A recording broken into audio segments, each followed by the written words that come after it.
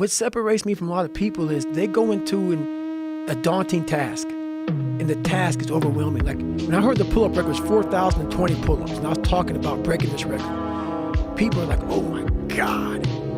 I went right to a pen and paper. Like, what are you doing? I'm doing the math, man.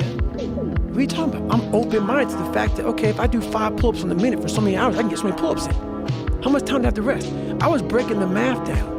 You have to be open-minded to the possibilities that I can do this. Once you shut your mind down to the possibility that it can be achieved, there's no way it can happen. So that's why my eyes and my body light up about things, because I know that if you're in a fight, you have to attack. You have to keep attacking. The enemy has to know he is not going to give up. You must break the soul of whatever the fuck is in front of you. That's what I realized. I was never breaking the soul of anything in front of me. So that's why I came up with the thing called Taking Souls in my book. I started to devise ways to break a soul of a human being, of an object, of whatever's in front of me. And if you keep on attacking something, nothing wants to stand in front of anything that is relentless. Nothing. The guys going through Hell Week, they're up all day and all night for 130 hours. This is the promised land of mental hardening for me. I love this place. And you have the instructors who they've been there, done that. Now they're instructing you. So they do their 8-hour shift. They have their parkas on. It's usually cold, coffee, drinking their coffee, and they're beating the crap out of us.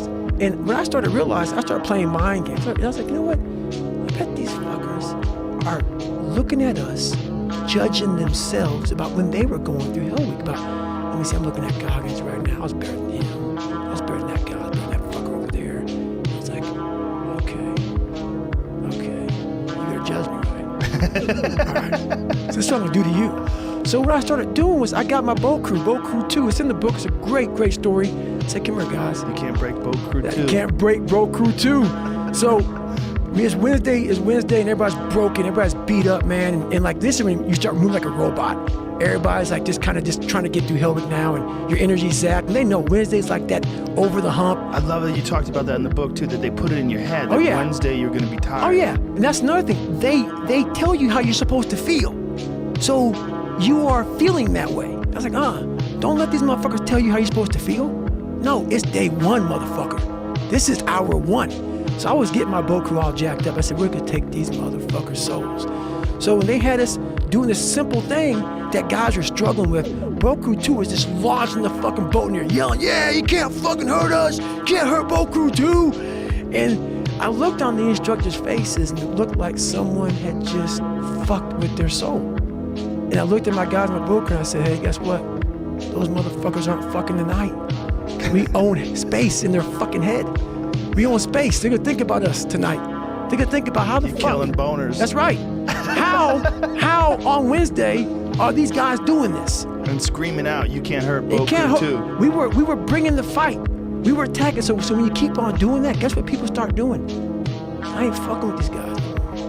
So boat crew 2 got a lot more sleep. Boat crew 2 just became that boat crew like, hey, because we just kept charging and we started fueling off of that.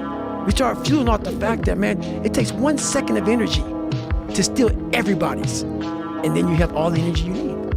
That's all you need. You need to look at someone's eyes. You know how it is when you fight somebody, you broke that motherfucker. He's like, oh God, man, I don't want to go back to the next round. And you feel like, my God, I can fight all day. I can fight all day long. That's what taking souls is. But you have to have the will, the heart, the courage to go that distance when you're exactly jacked up. You have nothing left to give and give more. That is an interesting thing about the mind, is that you can find inspiration, and when you find inspiration, when you get charged up, all of a sudden you have energy. That's right. It's right. It's weird. I talk about in the book also is about, I learned how to control my adrenals. If you know how you get that fight or flight response when you get to move real quick. Yeah. And I started learning the mind a lot, how to get myself jacked extremely fast, like in a horrible environment when everybody's miserable. I learned how to really find strength in the misery.